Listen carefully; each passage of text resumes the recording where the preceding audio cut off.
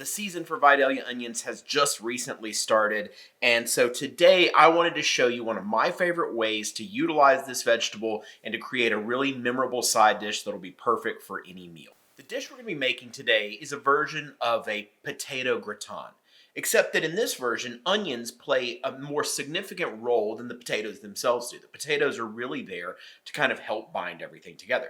There's also a few other ingredients in this that are meant to either contrast or complement the onions. The first of which is pancetta, or unsmoked bacon, or salt pork. Basically just a salty cured pork product. You could use ham in this, for example, and it works really, really well. You just don't want something smoky because it's a little too strong.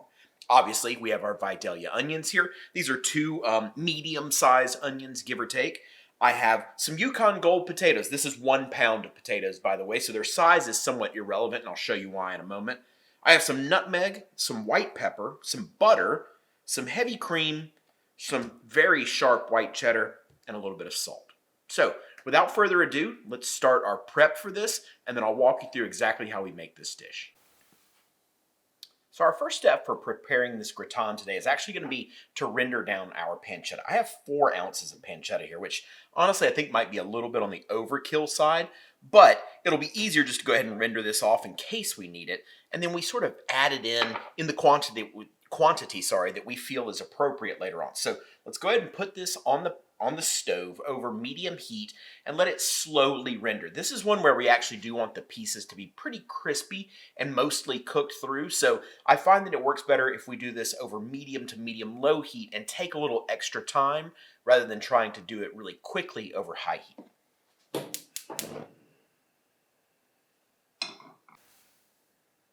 So while our pancetta is rendering, why don't we go ahead and slice up some of these onions. Now, these are our Vidalia onions, and you'll notice they look very different than your run-of-the-mill onion. They're kind of squatty, smushed down almost looking.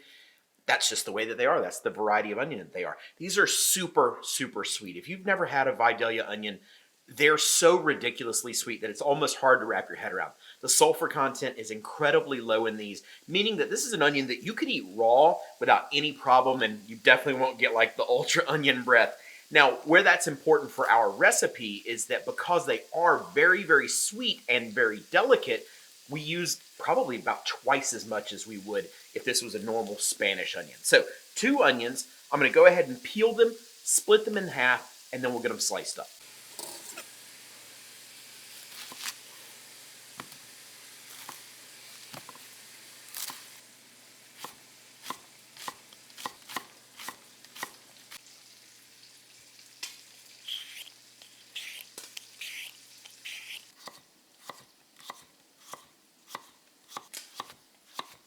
Okay, so we have our potatoes sliced right here. We have our onions sliced, and you can see it's, roughly about half and half, kind of equal proportions of each, maybe not exactly.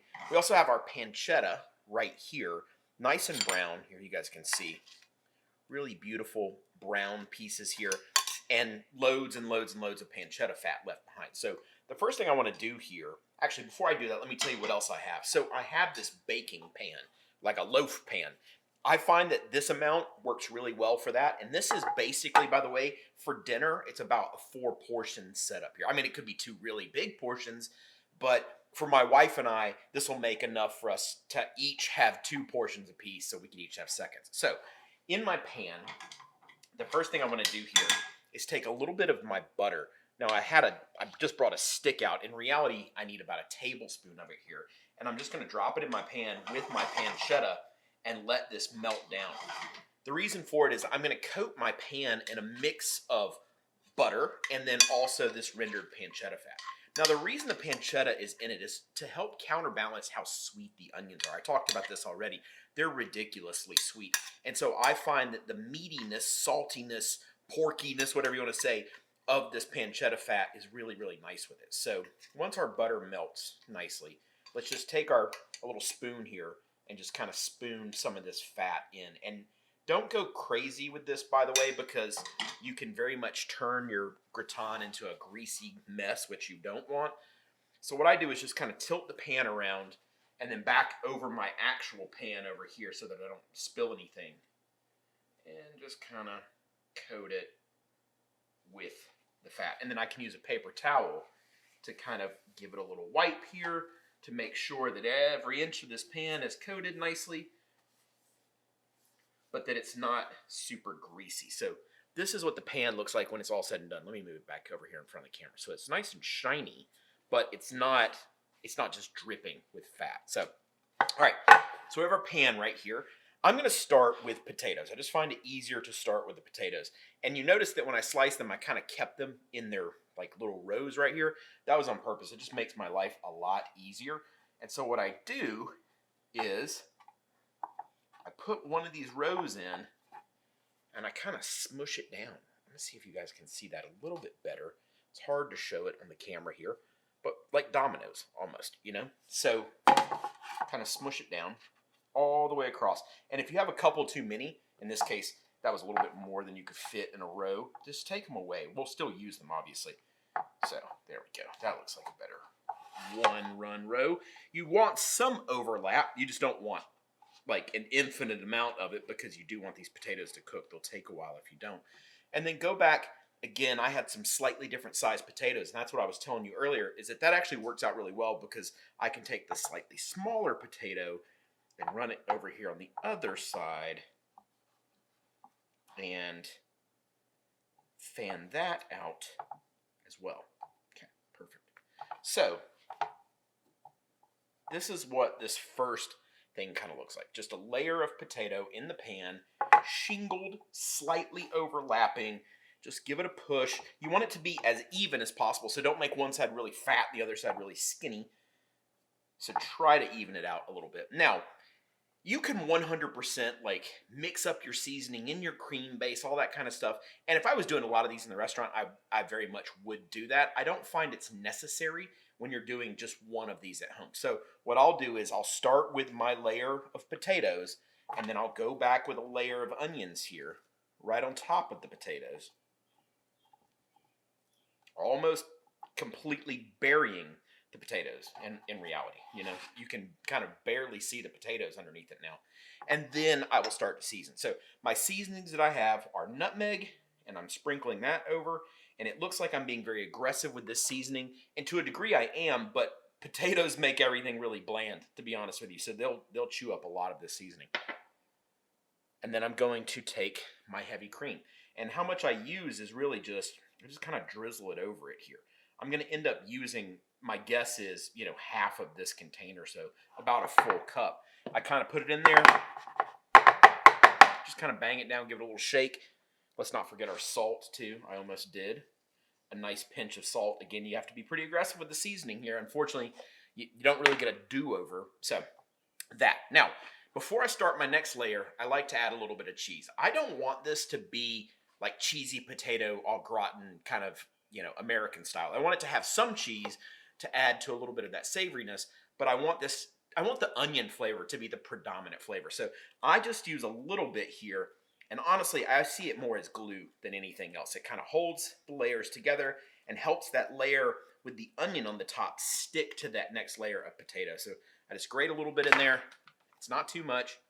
And then I go back with another layer of potato.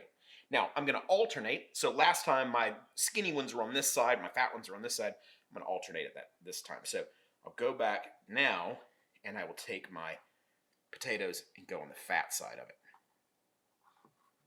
And again, I have a few too many to fit in here. So just kind of shingle that. And take some of my shorter potatoes here. And reverse my, by the way, I'm also reversing the kind of the direction that I go in. This just helps it get a little bit better coverage. So all the way down, potato, again, really give it a good smush to make sure everything is where it's supposed to be. Maybe not that aggressive of a smush. I don't know why I was taking my rage out on this potato gratin. And then back to onions. And we're repeating that process, but we're going to end with potato on the top. And the reason for that is the potato, this remaining amount here is going to really lock everything in, and it's going to allow this to bake without burning. So back with our onions.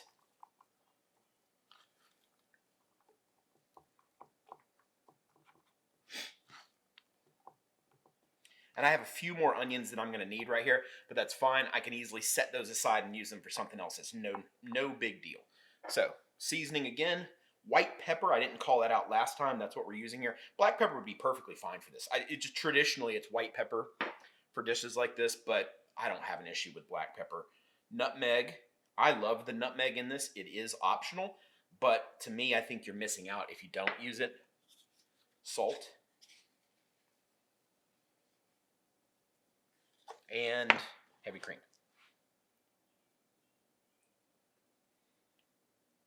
And I'm just kind of drizzling this again, guys. I'm not burying this thing in cream. I think people make their gratins way too soupy. You know, way too much liquid. For me, this is going to be plenty. And feeling this and looking kind of down in the container, I have used 1 cup. So this is a pint.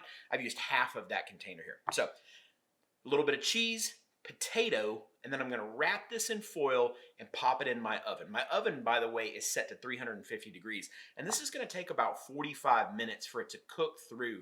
And the way I tell that, by the way, is we're going to pierce it with a thin knife or a skewer to make sure that potatoes are really nice and soft. I'll show you guys that in a few more minutes. So let me finish building this and pop it in the oven. And then I'm going to come back when it's at the end of that sort of 40-minute mark. So I'll see you guys soon. All right, so our gratin is out of the oven. Be careful because this is super hot. Burn yourself here. Yep, lots of steam, so be careful. All right, so just give this thing a check and see if it's ready. So I'm using a little offset spatula here because I find that it's easy to kind of use that to kind of smush everything down and level it off. Also, I have a little metal skewer here, which is what I can use to test to see if it's done. Still got a little bit of texture to it, probably a little bit more than I would ideally prefer. Now, yours may be done because it really has everything to do with how thick you slice your potatoes. And in my case, I sliced them by hand and they're a little on the thick side, but that's fine. So I'm going to recover this, pop it back in my oven. I feel like this needs 15 more minutes. And then when I take it out, I'm just going to leave it covered and set it off to the side. This is a great way to get ahead on this. There's absolutely no reason you can't make this gratin hours and hours and hours ahead of time and either just leave it on the back of your stove, or if you have somewhere to keep it warm, you could absolutely do that. Now, before serving it, we're going to do one more step, and I'll show you guys that in a few seconds. So let me wrap this back up, put it back in my oven, and I'll come back for the finishing step. All right, guys, so this is out of the oven now, using my skewer again. I've already tested this, but it goes through without any issue, no resistance whatsoever. So that tells me that it's done, or at least to the degree of doneness that I want. Some people like it super soft. I'm not in that camp, but I definitely don't want it to fall apart on me. So this is ready.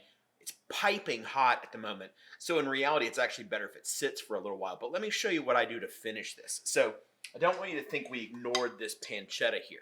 We're not just using the fat to line the dish here. Once this is baked up, I take this pancetta and I sprinkle it over the top. And again, I said I don't know that I'll use it all, so I'll probably just keep some aside for another use down the road. But I don't cook it in here with it the first time because it's already cooked once. So what'll end up happening is it'll make it very greasy. So nice sprinkle of that over the top, and then one more round of cheese over the top of this, and then I'll pop this in my broiler, or even just in a hot 450 degree oven when I'm ready to serve it, and allow this cheese to melt and get nice and golden brown everywhere, and then I'll be ready to serve. So why don't we do that? Why don't we pop this back in the oven here and then have a look at it when it comes out. All right, guys, this is it. This is our finished dish right here, our Vidalia onion and potato gratin. Now, if you want to serve this as like a perfect slice, I would suggest you let it cool down quite a bit more. It'll stay warm for a super long time. If you don't care about that, it's delicious straight from the pan.